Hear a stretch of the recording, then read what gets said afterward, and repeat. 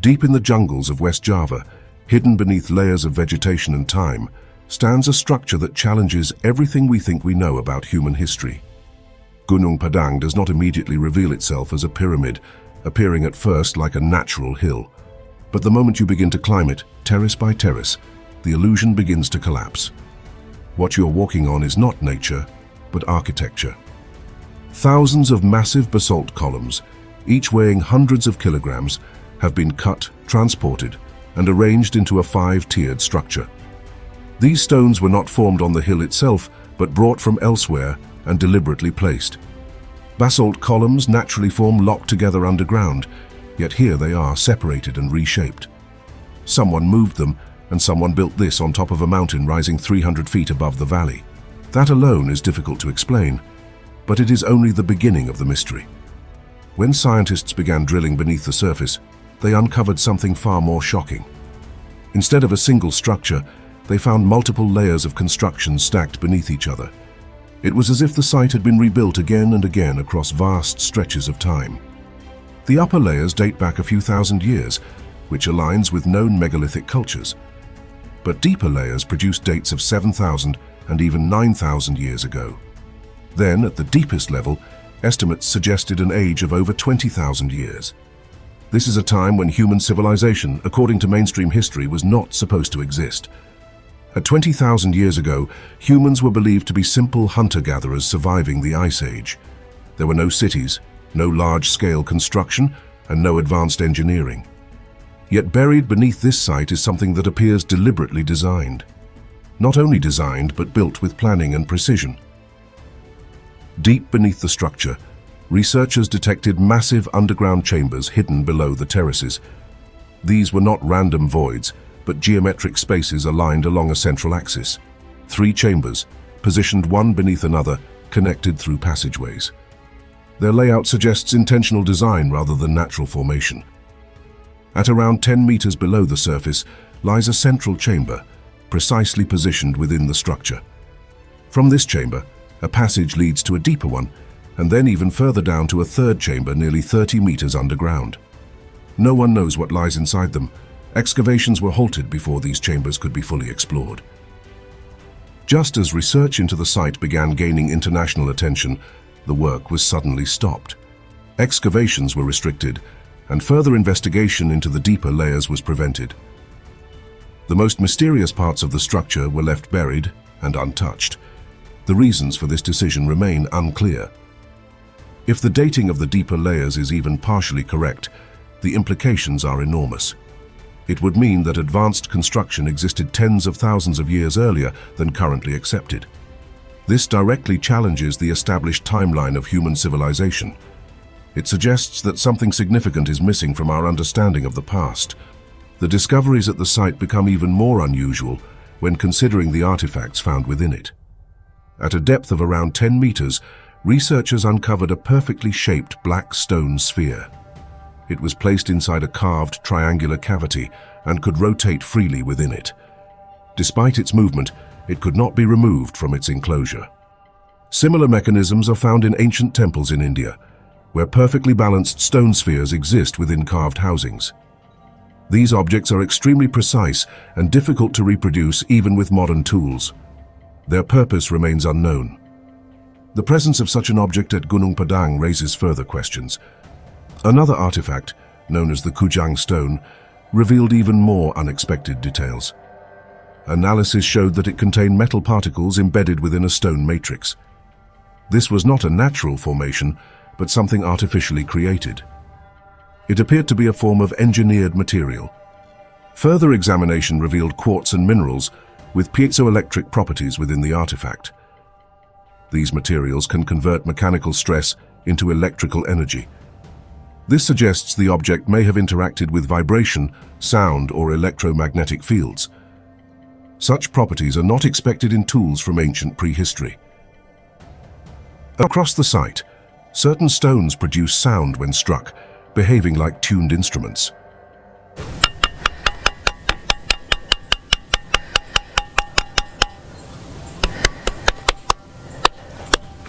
These music rocks appear to have been deliberately placed. Their arrangement suggests an understanding of acoustics. This feature has also been observed in other ancient megalithic sites around the world. Even more unusual are reports of magnetic anomalies at the site. In some areas, compasses behave unpredictably, deviating from normal orientation. This suggests the presence of something beneath the surface influencing the magnetic field. The underground chambers may be connected to this phenomenon. The structure itself appears to follow a precise symbolic pattern centered around the number 5. There are 5 terraces, each connected by sets of 5 steps. The site is surrounded by 5 hills and flanked by 5 rivers. This level of repetition suggests intentional design rather than coincidence. At the base of the site lies a spring known as the Water of Life. It is still considered sacred and is visited by locals for rituals and ceremonies. The belief in its spiritual properties has persisted for generations. This suggests that the site has held significance for far longer than recorded history. Gunung Padang is not the only structure of its kind in the region. Nearby, hidden within dense jungle, lies another stepped structure known as Lebak Cibadug. It shares similar architectural features, but has been far less studied. Its origins remain largely unknown. Other sites, such as Candi Kethik and Candi Suku, also display unusual pyramid-like designs. These structures do not fully align with the known timeline of Indonesian temple architecture.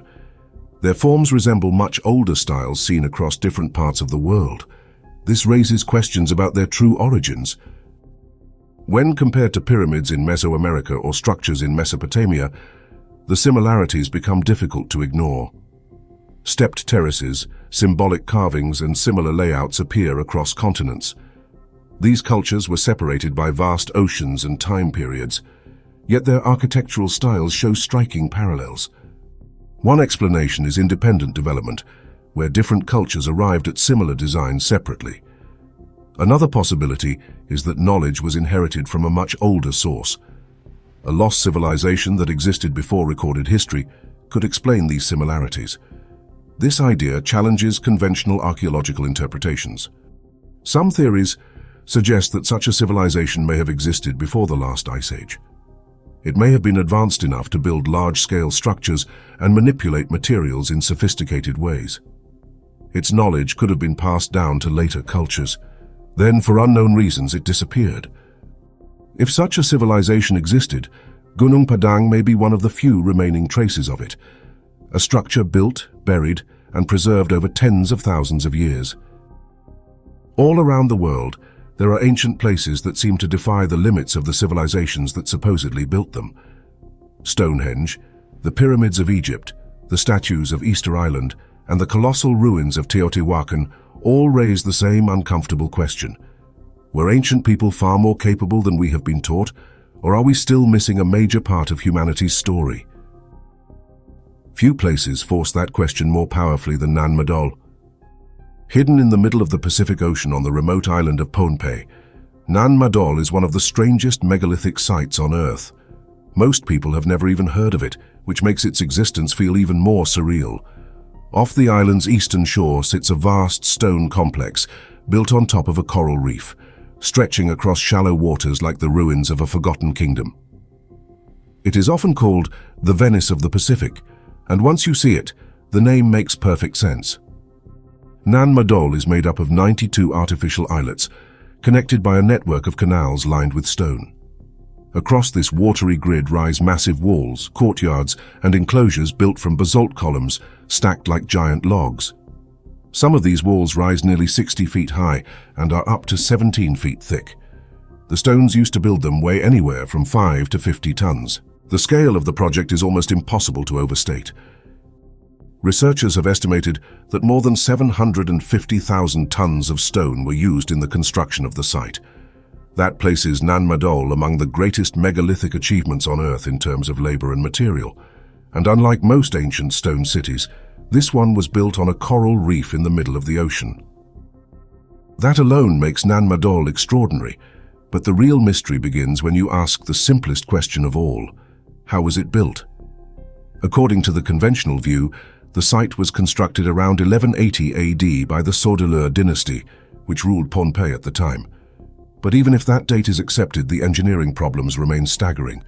There are no convenient stone quarries right beside the site. That means the basalt columns had to be transported from elsewhere, likely across rugged terrain and then over water. Early ideas suggested bamboo rafts may have been used, but experiments showed that even rafts carrying stones far smaller than those at Nan Madol quickly sank. So the most basic step in the process, moving the stones, still has no convincing explanation. Even if the builders somehow floated the stones to the reef, another problem appears immediately. How did they lift and stack blocks weighing up to 50 tons into walls and structures with no cranes, no pulleys, and no known advanced lifting technology? Moving one such stone would be a major operation even today, yet the builders of Nan Madol did it again and again across an entire city of stone. Then there is the issue of population. At the time the Sordalur dynasty ruled Pohnpei, the island's total population may only have been between 20,000 and 30,000 people, including children and the elderly. That is not a large labor force for a project of this magnitude. Some estimates suggest the work would have taken centuries, raising serious doubts about whether the accepted explanation is complete. And so many people have turned to the island's oral traditions, which tell a very different story. According to local legend, Nan Madol was built by two brothers named Olisipa and Olosopa. These brothers were said to possess powerful abilities that allowed them to fly enormous stones through the air as if they were weightless. Using this power, they constructed the canals, walls, and islets of Nan Madol and founded the ruling dynasty. To modern ears, that sounds like myth, but some researchers have suggested that such stories may preserve a distorted memory of a forgotten technology. Instead of magic, perhaps the story reflects some lost method of moving huge stones that later generations could no longer understand. One of the most controversial ideas is acoustic levitation, the notion that sound frequencies were once used to lift and position massive blocks. This idea may sound extreme, but Nan Madol is exactly the kind of place that keeps such theories alive. The site looks impossible by ordinary standards. And around the world, many megalithic traditions contain legends of stones being moved by chants, songs, horns, or sacred sounds. Whether that is literal truth or symbolic memory remains unknown, but the pattern is hard to ignore.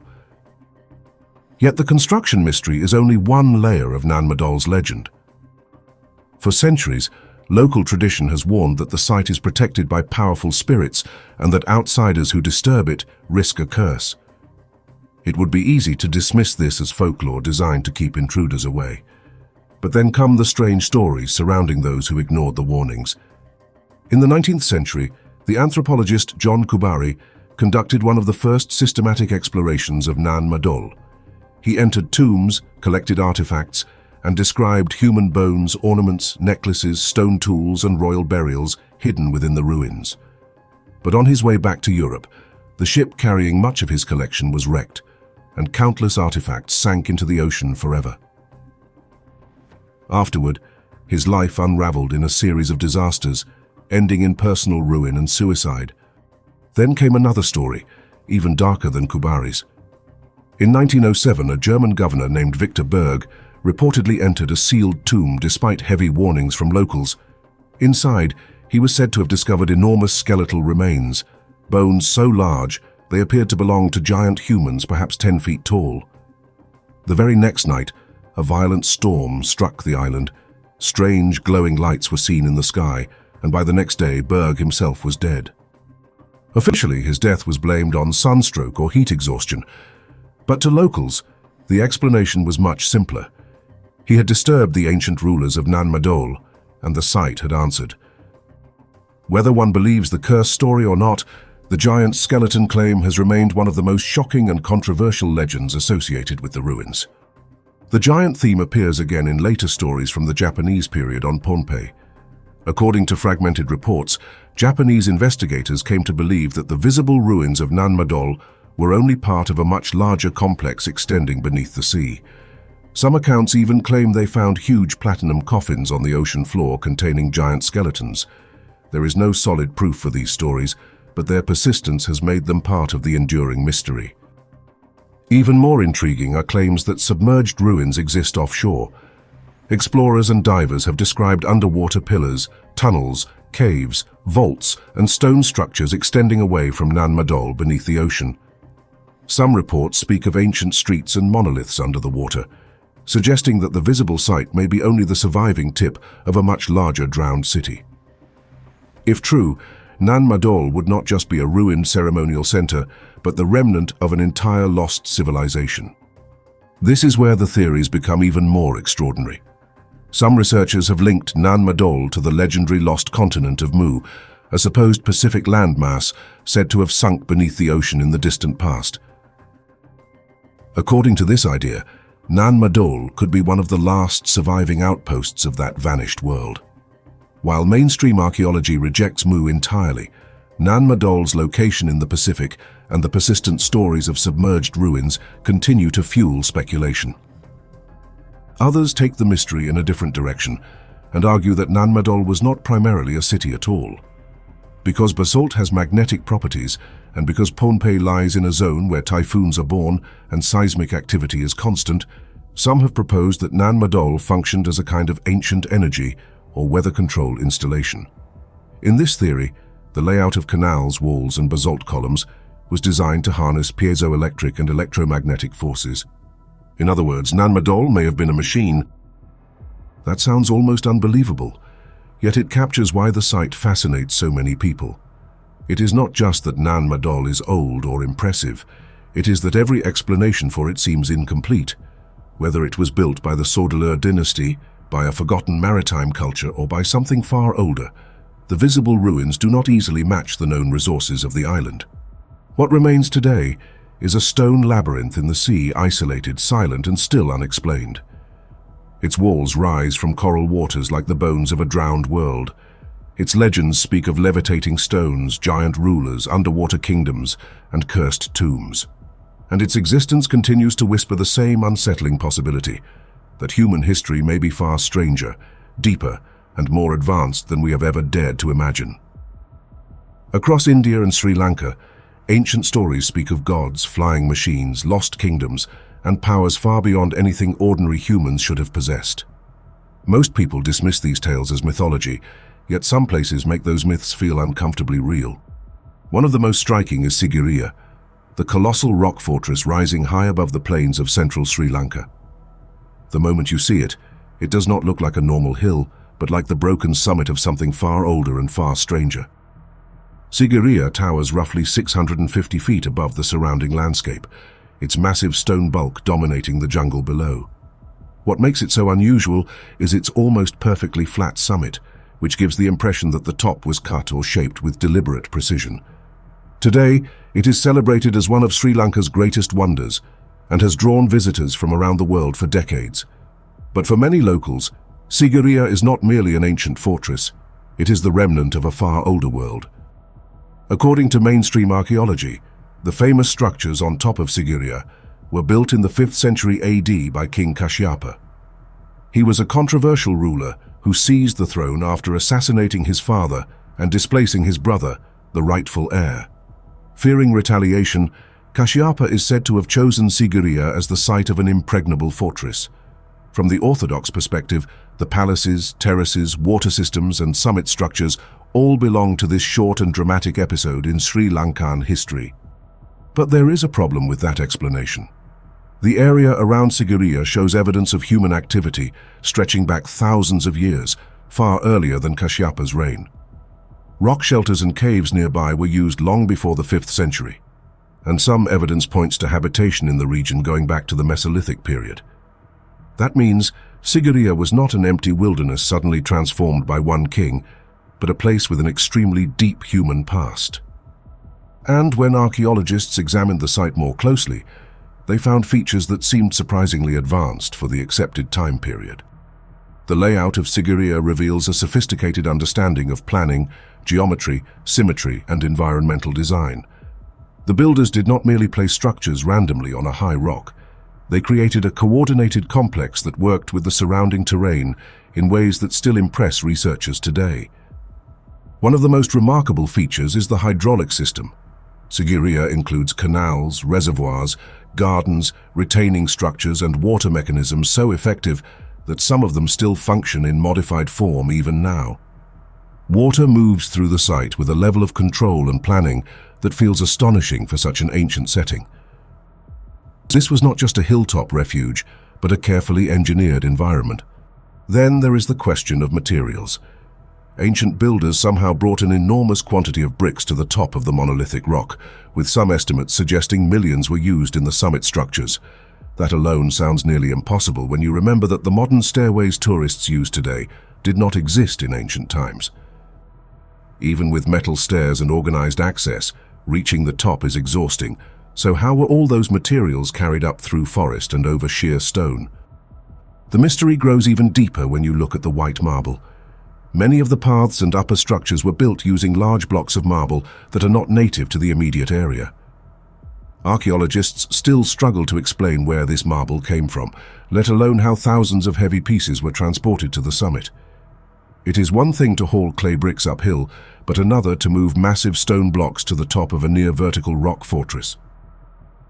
Along the rock face itself are strange marks that raise even more questions. Narrow channels, grooves, and drilled holes appear in places where there are no easy footholds or working platforms. Researchers agree many of these marks are ancient, but explaining how they were made is far more difficult. Some of them look less like the work of primitive hammering and more like the traces of cutting, drilling, or even softening the stone. Near the summit, circular holes have been found cut deep into the rock. Close to them are odd grooves and scoop-like markings whose purpose remains unknown. These features do not fit comfortably into the image of basic laborers using simple tools on a dangerous cliffside. Instead, they create the unsettling impression that the builders had techniques we do not fully understand. The most shocking feature of all may be the enormous granite water tank carved into the summit. From a distance, it looks almost as though it was assembled from stone blocks, but up close it becomes clear that it was cut directly into the living granite. The tank measures about 90 feet long, 68 feet wide, and nearly 7 feet deep. To create it, more than 3,500 tons of granite would have had to be removed. Granite is one of the hardest stones on Earth, and carving that much of it by hand would have been an immense task even for a highly organized workforce. Yet when people examine the tank, they do not see the obvious pounding scars one would expect from endless hammer and chisel work. Instead, they see long, sweeping scoop marks, similar to those reported at other mysterious ancient sites. That has led some alternative researchers to argue that the stone may have been softened, manipulated, or worked using methods now lost. Even more remarkable is the way the tank functions. It never seems to dry out completely, even during the hotter seasons. At the same time, it does not overflow uncontrollably during monsoon rains because it appears to have a drainage system built into the rock beneath it. In practical terms, it behaves like a carefully engineered hydraulic installation carved into the summit of a mountain. All of this has fueled the belief that Sigiriya is far older than the 5th century fortress attributed to Kashyapa. Local traditions say the site was linked to Ravana, the legendary ruler of Lanka from the Hindu epics. In these stories, Ravana was no ordinary king but a superhuman being from the race known as the Asura. Some traditions go even further, describing the Asura as sky-descending beings with extraordinary knowledge and powers. In that version of the story, Sigiriya was not just a royal refuge but part of Ravana's palace complex. The great granite tank is sometimes said to have been his bathing or swimming pool. The oldest structures on the site are believed by some locals to predate recorded history entirely. If those traditions preserve even a distorted memory of the past, then Sigiriya may have been sacred or occupied long before Kashyapa arrived. The legends become stranger the deeper you go into them. Ancient Indian texts describe flying vehicles known as vimanas, used by gods and semi-divine beings to travel through the skies. If such stories preserve memories of advanced technology rather than pure fantasy, some have wondered whether vehicles like these could explain how such massive quantities of material reached Sigiriya's summit. The absence of clear ancient stairways makes that question especially tantalizing. Some local traditions also describe the builders of Sigiriya as beings who came down from the heavens. They supposedly modeled the place on the celestial abode of divine rulers and brought knowledge that humans alone did not possess. In that interpretation, Sigiriya was not merely a fortress or city, but a high place built by or for beings seen as gods. Its elevated summit, unreachable without difficulty, fits such an idea uncannily well. Then there is Ravana himself, a figure whose identity in the legends is deeply unusual. In some traditions he is described not as fully human, but as a hybrid being with extraordinary powers, great stature, and a nature different from ordinary mankind. Some texts and later interpretations associate him with reptilian features or serpentine symbolism. Whether symbolic or literal, these details have given rise to some of the wildest theories surrounding Sigiriya. At the entrance to Sigiriya are the famous giant carved feet, usually described as lion's paws. But some alternative interpreters point out that the form does not perfectly match a lion, and instead resembles a three-toed reptilian or non-human creature. That has led to speculation that the gateway once represented Ravana himself, or another being linked to ancient serpent traditions. It is a controversial claim, but one that continues to fascinate people drawn to the mystery of the site. Sri Lankan and South Asian traditions also speak of the Naga, often translated today as serpent beings. In some accounts, they were not simply symbolic snakes, but an ancient race associated with hidden knowledge, underground realms, and non-human origins. When such traditions are placed beside the legends of Ravana and the strange architecture of Sigiriya, the site begins to feel less like a simple ruined fortress and more like a focal point of very old memory. History, myth, and mystery blur together on that rock. Whether one accepts the mainstream explanation or the older legends, Sigiriya refuses to feel ordinary. In the ancient basalt cliffs of Ellora stands a monument so extraordinary that even describing it sounds unreal. The Kailasa temple was not built in the ordinary sense of the word, block by block or stone by stone. Instead, it was carved downward out of a single massive rock, turning an entire mountainside into architecture. That alone makes it one of the most astonishing engineering achievements in human history. Most rock-cut temples are excavated horizontally into a cliff face. Kailasa is different because its builders began at the top and carved their way down, freeing an entire temple complex from the surrounding stone.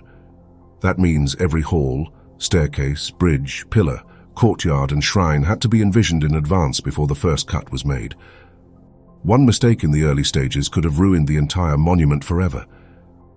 This is what makes Kailasa feel almost impossible.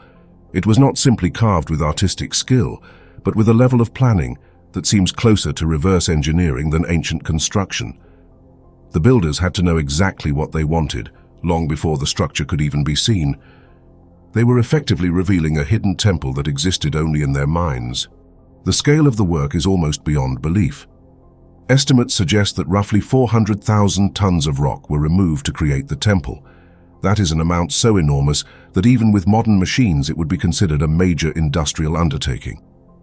Yet this was supposedly accomplished in the ancient world, with no modern drilling rigs, no powered excavation systems, and no heavy machinery. What makes the mystery even sharper is the time frame. Some historical traditions place the temple in the 8th century and connect it to the Rashtrakuta King Krishna I. Yet even under the most generous estimates, the amount of rock that had to be removed in under 2 decades seems staggering. Workers would have had to extract tons of stone every hour, day after day, for years. And then comes one of the strangest questions of all. Where did all that rock go? If hundreds of thousands of tons of basalt were cut away from the mountain, the debris should exist somewhere in enormous spoil heaps or obvious transport zones. Yet, no corresponding mountain of excavated material sits beside the temple. The vanished stone remains one of the most unsettling details in the entire story. Kailasa is not just one shrine or one chamber. It is a full architectural complex containing courtyards, bridges, staircases, balconies, sculptural panels, underground spaces, and towering monolithic features. Everything is integrated into one continuous mass of stone. This was not a rough excavation, but a fully conceived sacred landscape carved out of solid basalt. One of the most impressive features is the giant freestanding pillar and the towering forms left standing after the surrounding rock was removed. The sophistication of the site goes far beyond appearance. Kailasa also includes a remarkably advanced drainage system built directly into the stone. Channels, gutters, slopes, and runoff paths were carved in such a way that rainwater could be controlled and guided away from vulnerable parts of the monument. In a monsoon-prone region, that is not a decorative detail, but a survival system. The astonishing part is that the drainage was not something the builders could add later. Because the temple was carved from the top downward, the water management had to be planned from the beginning. Every slope and runoff channel had to work as part of the final design before the lower levels were even completed. This means the architects were thinking not only like sculptors, but like hydraulic engineers. Even after centuries, the drainage system still works. Water is collected, redirected, and moved away with gradients carefully integrated into the rock. Without that system, the temple would have suffered serious erosion and damage long ago. Then there are the temple's unusual acoustic properties. In certain halls and chambers, chants and musical notes do not simply echo randomly. They resonate in a controlled way, amplifying and shaping sound so that it feels intentional rather than accidental. This has led many to believe that the temple was designed not just to be seen, but to be heard. That idea becomes even more intriguing when you consider the structure itself. Pillars, chamber dimensions, ceiling curves, and internal spaces all influence how sound behaves. At Kailasa, these elements seem arranged in a way that enhances resonance and specific frequencies. It creates the impression that the architects understood the emotional and spiritual power of sound far better than we assume ancient builders should have. Some have suggested that these acoustic effects were used for ritual purposes. Chants, bells, drums, and sacred recitations may have been amplified to produce a deeply immersive spiritual experience. Others go further and propose that the temple may have functioned as a place of healing, where resonance and vibration were intentionally used to affect the body and mind. Whether literal or symbolic, the idea fits the uncanny sound behavior reported in its chambers. Kailasa also contains strange features whose purpose remains uncertain. There are smooth holes, cavities, channels, and handle-like forms cut into the stone, many of them difficult to explain. Some marks look scooped rather than chiseled, almost as if the rock had been softened or shaped by a method other than simple hammering. These details have fueled speculation that some kind of lost stone-working technology may once have existed. The mystery deepens underground. Many believe the temple and the wider Ellora complex contain hidden tunnels, sealed passages, and unexplored chambers beneath the visible monument. Some researchers suspect these subterranean spaces were once part of a larger connected network running under the site. If true, then what we see today may only be a fraction of the full design. There are also claims that the temple has an unusual visual logic when seen from above. Certain roof features, including lion sculptures with raised paws, appear to form geometric patterns visible from an aerial perspective. This has led to theories that parts of Kailasa may have served as markers intended to be recognized from the sky. It is a controversial idea, but one made more provocative by ancient Indian traditions describing flying vehicles known as vimanas. According to these speculative interpretations, the temple may have been aligned not only for people on the ground, but for observers above. Whether this was symbolic, ritual, or practical remains unknown. Still, the very fact that the idea can even be entertained shows how strange Kailasa truly is. It constantly creates the impression that it was designed with layers of meaning modern observers have not fully decoded. Its durability only adds to the aura of mystery. Historical accounts claim that during the reign of Aurangzeb, serious efforts were made to damage or destroy the temple. Despite the labor of many men over years, only limited surface damage was inflicted, while the main body of the monument remained intact. This extraordinary resilience highlights the sheer solidity and intelligence of its construction. The Angkor Wat temple complex in Cambodia is one of the most astonishing ancient sites ever created. Covering more than 400 acres and built from around 10 million stone blocks, it dwarfs most sacred sites on Earth. It is larger than Vatican City by several times and contains more blocks than even the Great Pyramid of Giza. From the very beginning, Angkor Wat has felt less like a temple and more like an impossible statement in stone. For much of the 20th century, war and instability in Cambodia prevented large-scale research at the site. That meant one of the greatest ancient complexes on Earth remained only partially understood for decades. When deeper scientific work finally resumed in the 21st century, the picture that emerged was far more extraordinary than anyone expected. Angkor Wat was not simply a temple in the jungle, but the center of something much bigger. Popular legend often claims that a French explorer named Henri Mouhot accidentally rediscovered Angkor Wat after stumbling through the jungle in 1860. In reality, the site was never truly lost, because local people had always known about it and continued to visit it. Mouhot was not even the first European to see it, since earlier travelers had already described it centuries before. What he really did was introduce the site to a much wider global audience through his writings and sketches. When Mouhot first saw Angkor Wat, he was overwhelmed by its scale and beauty. He described its towers, galleries, carvings, and polished stone surfaces in language usually reserved for wonders beyond explanation. What struck him most was not just the grandeur, but the precision of the stonework. The blocks were so perfectly fitted that the joints were nearly invisible, with no obvious mortar and barely any visible tool marks. As later archaeologists studied the complex, they realized Angkor Wat was not just large, but unimaginably large. It covered more than 400 acres, was surrounded by an immense moat, and contained temples, terraces, galleries, pillars, statues, and countless carvings. The central lotus bud towers rose high above the landscape like stone mountains. Every surface seemed to be covered with art, symbolism, and deliberate design. The accepted historical explanation is that Angkor Wat was built in the 12th century by the Khmer king Suryavarman II as a Hindu temple dedicated to Vishnu. According to this view, it served as the spiritual and political heart of the Khmer Empire. Over time, as the empire declined, the site was gradually abandoned and reclaimed by the jungle. That explanation accounts for the dynasty and the religion, but it does not fully dissolve the mystery. The first major problem is logistics. The complex was built from roughly 10 million stone blocks, many weighing up to 1.5 tons each, and those stones were transported from quarries about 25 miles away.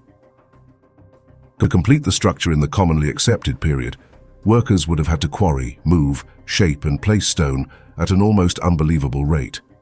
For many researchers, the required pace sounds less like ancient construction and more like an industrial operation.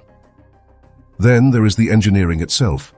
The enormous moat around Angkor Wat was not just defensive or symbolic, but essential to the survival of the monument.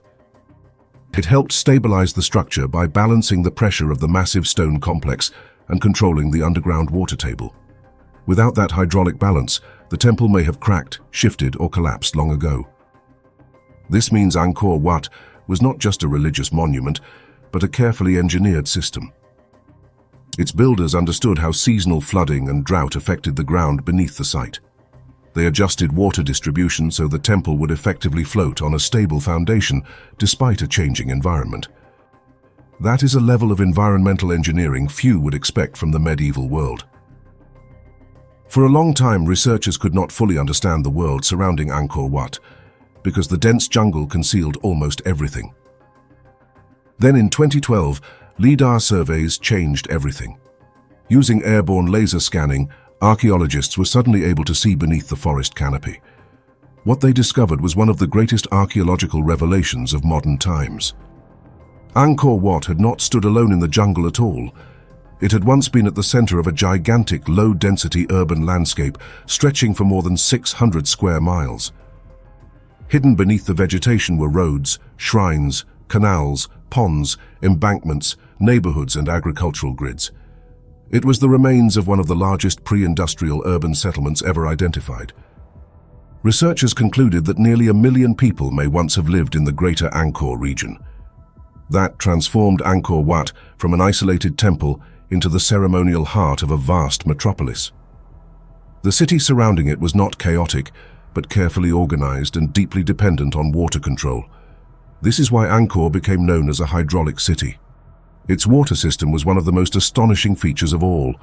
Canals more than 10 miles long, giant reservoirs called barrays, hundreds of miles of dikes, and carefully controlled rice fields allowed water to be stored, redirected, and distributed across the landscape. The system supported agriculture, sanitation, transportation, and even fish cultivation. It was not just irrigation, but an entire engineered civilization built around water. Yet even this massive urban and hydraulic achievement was not the end of the mystery.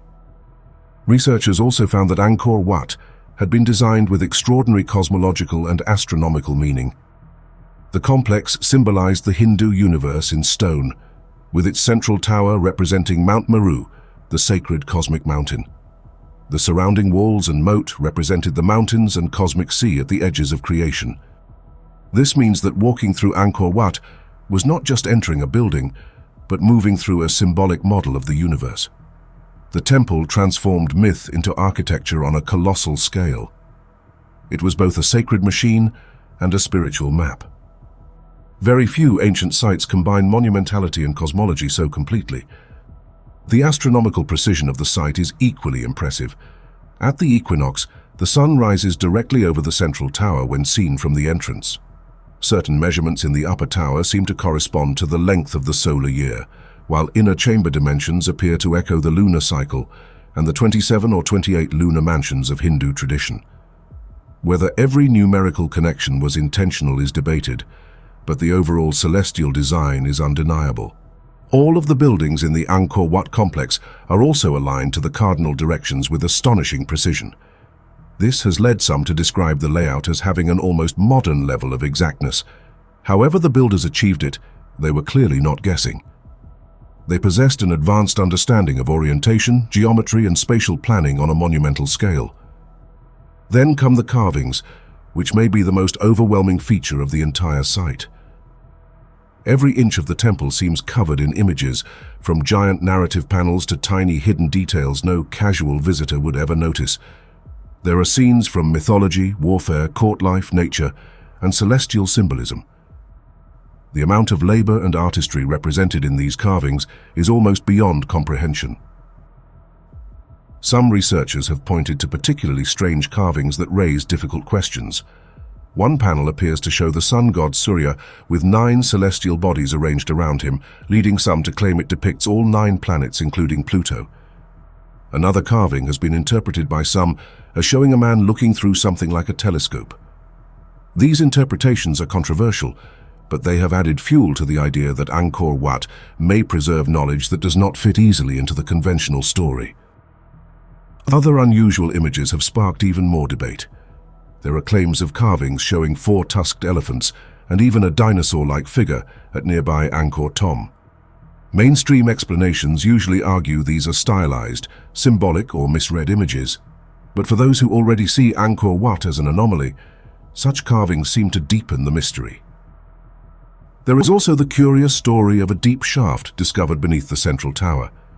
Archaeologists excavating beneath a later Buddha statue found a well-like passage descending more than 70 feet, ending at a broken stone box with a circular opening and traces of gold leaf. The original object was later lost, and the full significance of the discovery was never clearly explained. That missing piece has encouraged speculation ever since. Some theories suggest that Angkor Wat may have had functions beyond religion and kingship. The idea of a solar device, or even an ancient energy system, has been proposed based on the central shaft, the gold reported on the tower, and strange subsurface spiral formations later revealed by LiDAR. These ideas remain highly speculative, but the fact that such theories even arise shows how unusual the site really is. Perhaps the most intriguing question is whether the Khmer built Angkor Wat from scratch or inherited something older. Some point out that when the Chinese visitor Zhou Daguan came to Angkor in 1296, local people told him the temple had been built by a divine architect in a single night. That is a strange story to tell if the builders were simply your recent ancestors. To some, it sounds more like the explanation of a people living among ruins whose true origins had already faded into legend. Whether Angkor Wat was built entirely by the Khmer Empire, or whether it preserves traces of something older, one fact is beyond dispute. It is one of the most extraordinary sites on Earth, combining engineering, astronomy, urban planning, symbolic design, and artistic mastery on a scale almost impossible to exaggerate. It was not just a temple, but the heart of a civilization that reshaped an entire landscape. And even now, with all modern research, Angkor Wat still feels like it is keeping some of its greatest secrets hidden in stone. Long before recorded history, there may have existed advanced ancient civilizations capable of building gigantic megalithic structures that would still challenge us even today. They appear to have lifted enormous stone blocks weighing thousands of tons and stacked them with almost laser-like precision, using methods we still cannot fully explain. Many of these blocks remain difficult to lift even with modern cranes, which makes their achievement seem even more extraordinary. They also shaped some of the hardest stone on Earth into mathematically precise and seemingly flawless monuments, leaving us to wonder who these builders were and how they accomplished what appears impossible. Were they truly just primitive societies, or were they masters of a forgotten technology now lost to the sands of time? Explore the evidence pointing to an ancient, global, and technologically sophisticated civilization that may once have ruled across the planet. Its builders created gigantic sites whose ruins still stand today.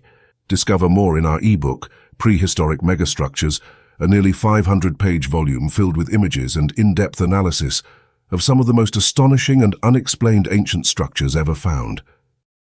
Inside, you will explore monuments that appear to have been built with advanced technology from a forgotten age. The ebook is currently available at a limited discount. Make sure to get your copy before the offer ends.